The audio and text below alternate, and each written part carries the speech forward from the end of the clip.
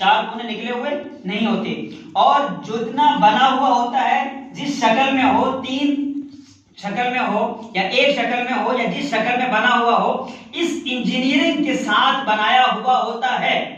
کہ کہیں سے بھی کسی بھی کمی کی کوئی صورت نہیں نکلتی، کسی ایک طرف سے الگ دوسری طرف سے الگ نظر نہیں آتا، جس طرف سے دیکھیں گے ایک ہی شکل، ایک ہی صورت، ایک ہی کھانے چھوٹے چھوٹے بنے ہوئے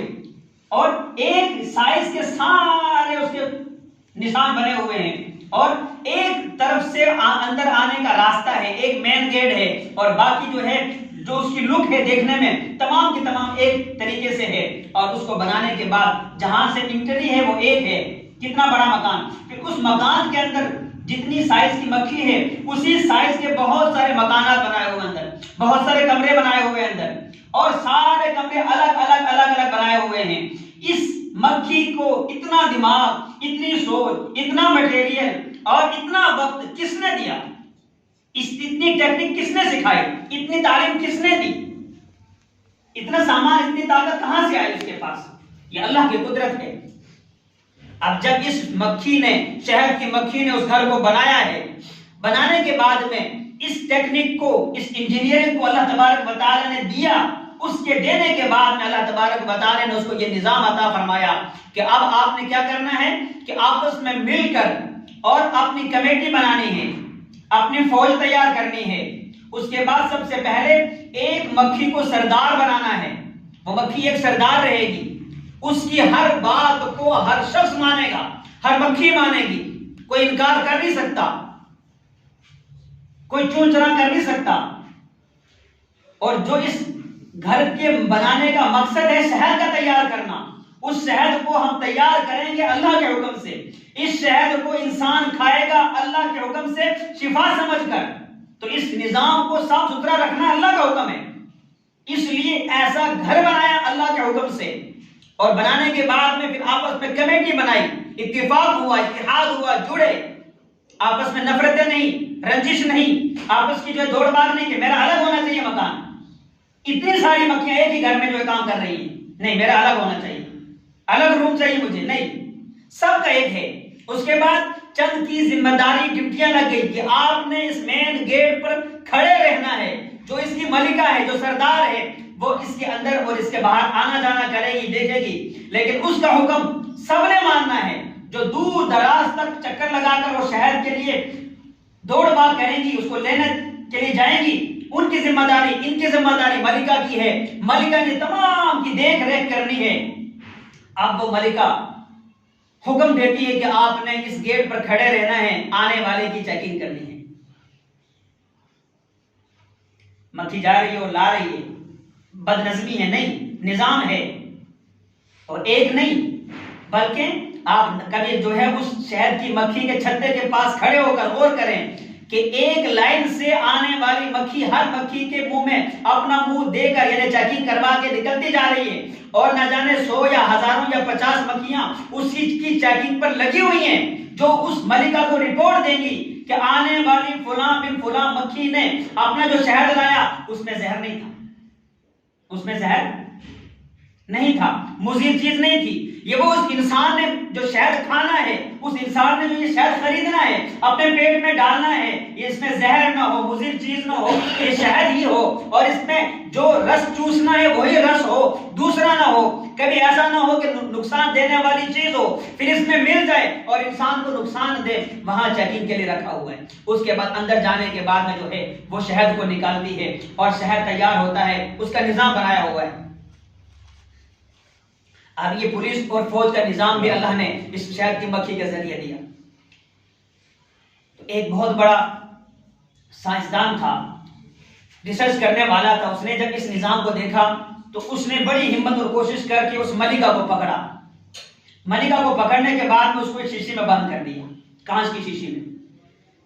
صرف اس بات کی تحقیق اور ریسرچ کرنے کے لیے کہ میں یہ دیکھوں کہ جب اس ملکہ کو میں پکڑوں گا تو تمام کے تمام اس کے پیچھے آئیں گی،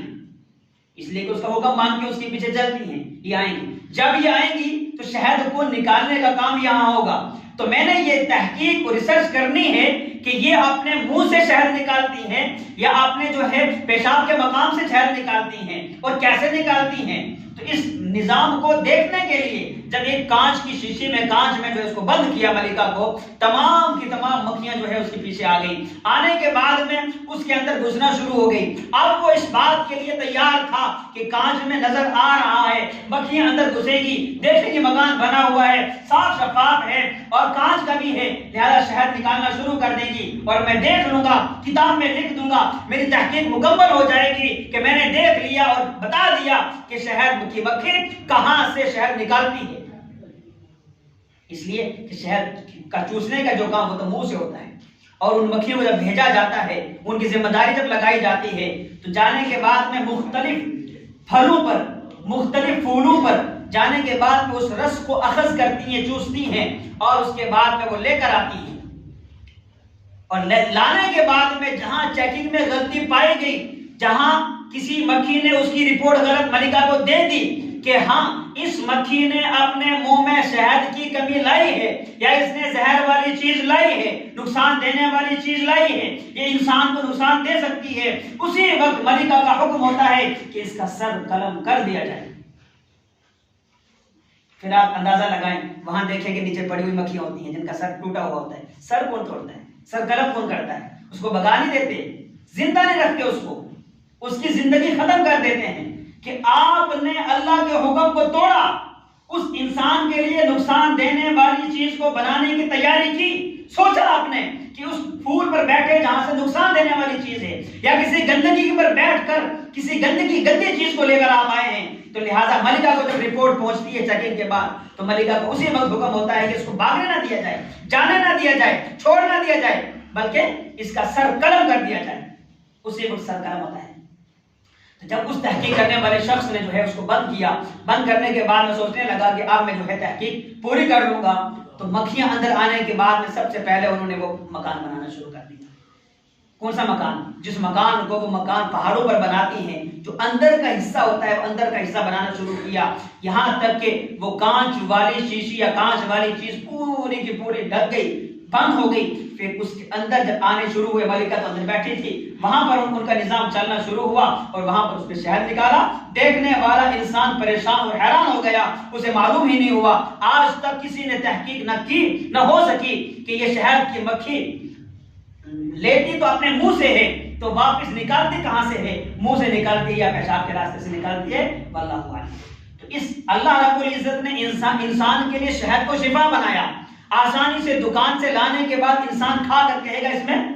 شفا ہے، لیکن اس شفا والی چیز کو قرآن میں ذکر کیا. اللہ پاک نے فرمایا وَأَوْحَىٰ رَبُّكَ إِلَى النَّحْلِ أَنِ اتَّخِذِي مِنَ الْجِبَالِ بُيُوتًا وَمِنَ الشَّجَرِ وَمِمَّا يَعْرِشُونَ، کہ اس کے رنگ بھی مختلف ہوتے ہیں، اس میں شفا بھی ہے. اور اس کو جس شہد کی مکھی نے بنایا اس کو سیاست بھی سکھائی، انجینئرنگ بھی سکھائی، اس کو ہمت اور حوصلہ بھی دیا، اور اس کو یہ ہمت دی کہ وہ جب پھولوں کا رس چوسے گی، ابھی تک پھول جن پھولوں کا رس وہ چوس کر لاتی ہے وہ مضر اور نقصان دہ ہوتے ہیں. کبھی کوئی ڈاکٹر، کوئی ماہر نفسیات بھی، اور ڈاکٹروں کا بہت بڑا ماہر ڈاکٹر بھی یہ کبھی نہیں کہے گا انسان کو کہ آپ پھولوں کو کھاؤ، سونگنا ہے، کھانا نہیں. جب اسی کا شہد بن رہا ہے تو اسی کو کھا لیا جائے نا، نہیں، کھانے کا کوئی حکم نہیں. تو معلوم ہوا کہ ابھی تک وہ نقصان دینے والی چیز ہے پھول، تو مضر چیز سے مفید چیز اللہ نے بنا دی. اور پھر وہ جو مکھی، وہ بھی کوئی جو ہے فائدہ دینے والی نہیں ہے، اس کو بھی کھانے کا حکم نہیں ہے، اس کے اندر بھی شفا نہیں ہے. جو مکھی ہے اس کے اندر بھی شفا، اس کے اندر نہیں ہے شفا. جو شہد کا نظام بنایا اللہ نے بنایا، پھولوں سے رس چوسنے کا نظام بنایا اللہ نے بنایا. پھر اس انسان کو ایک پیغام دیا کہ اللہ رب العزت کے حکم کو مانو.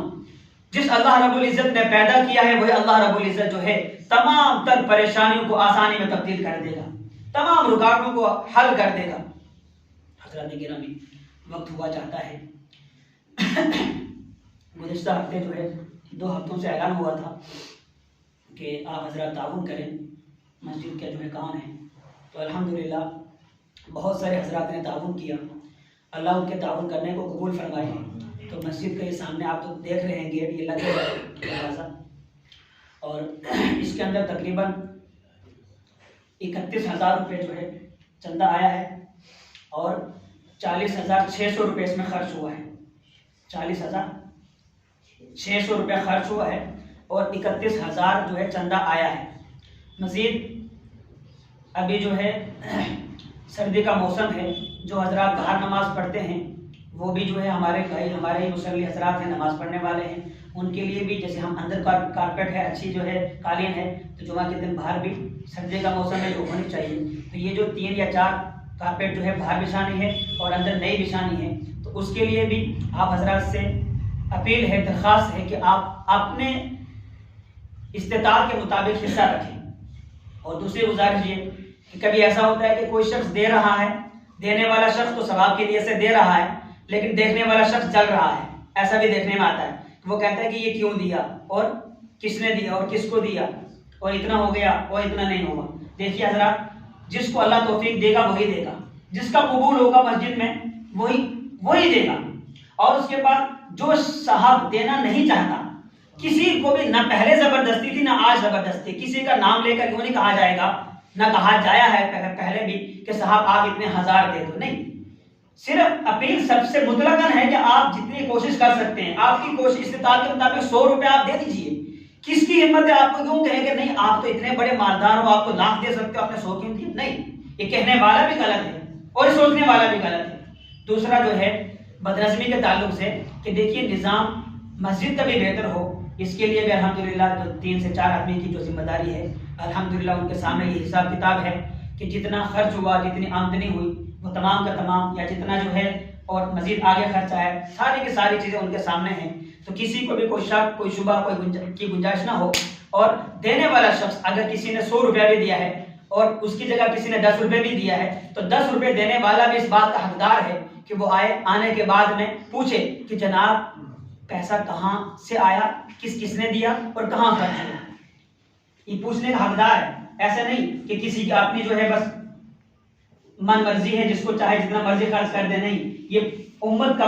پیسہ ہوتا ہے۔ اپنا ذاتی پیسہ انسان جہاں چاہے خرچ کر سکتا ہے، لیکن وہ بھی قرآن نے روک لگا دی کہ فضول خرچی نہیں کرنی، حلال جگہوں پر خرچ کرنا، حرام جگہوں پر خرچ نہیں کرنا۔ اور امت مسلمہ کے وہ نوجوان، امت مسلمہ کے وہ لوگ جنہوں نے فضول خرچی میں کل رات کو اتنا بڑا حصہ لیا کہ لاکھوں کروڑوں جو ہے اڑا دیے، یہ سارا کا سارا فضول خرچی ہے،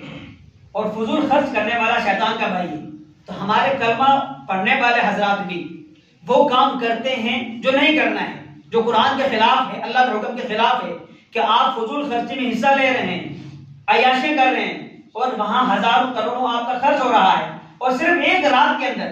نہ دنیا کا فائدہ نہ آخرت کا فائدہ۔ اس سے بہتر ہے کہ آپ صرف کسی غریب کو 10 ہی روپے دیں، بظاہر آپ کی جیب سے 10 روپے نکل گئے، کم ہو گئے، لیکن کل قیامت کو 1 روپے کے بدلے 70 روپے ملیں گے، 1 کے بدلے 70 ملیں گے۔ تو یہ آپ کا آخرت کا بینک بیلنس بن رہا ہے، جو آپ کے لیے آخرت میں کام آئے گا۔ سبحان ربک رب العزت عما یصفون وسلام علی المرسلین والحمد للہ۔